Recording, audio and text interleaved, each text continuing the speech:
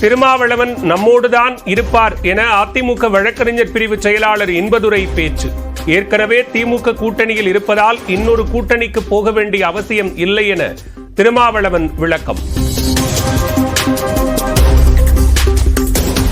தெலுங்கர்கள் குறித்து அவதூறாக பேசிய வழக்கில் கைதான நடிகை கஸ்தூரிக்கு நவம்பர் 29ஆம் தேதி வரை சிறை. எழும்பூர் நீதிமன்ற நீதிபதி உத்தரவின் பேரில் புழல் சிறையில் அடைக்கப்பட்டார்.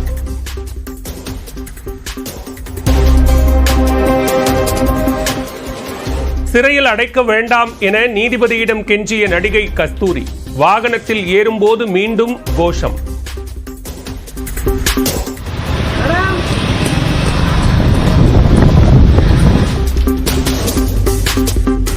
ஹைதராபாத்தில் சினிமா தயாரிப்பாளர் வீட்டில் தலைமறைவாக இருந்தபோது கதவை திறக்க மறுத்த நடிகை கஸ்தூரி உடைத்து உள்ளே வருவோம் என காவல்துறையினர் எச்சரிக்கை விடுத்த நிலையில் வெளியே வந்து கைதானதாக தகவல்.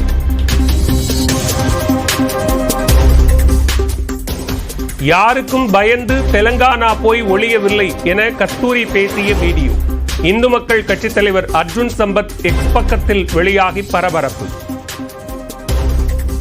நான் எங்கேயும் தலைமறைவாகவும் இல்லை, ஓடவும் இல்லை, ஒளியவும் இல்லை. ஹைதராபாத்தில் ஷூட்டிங்கில் இருந்தேன், என் வீட்டில் தான் இருந்தேன்.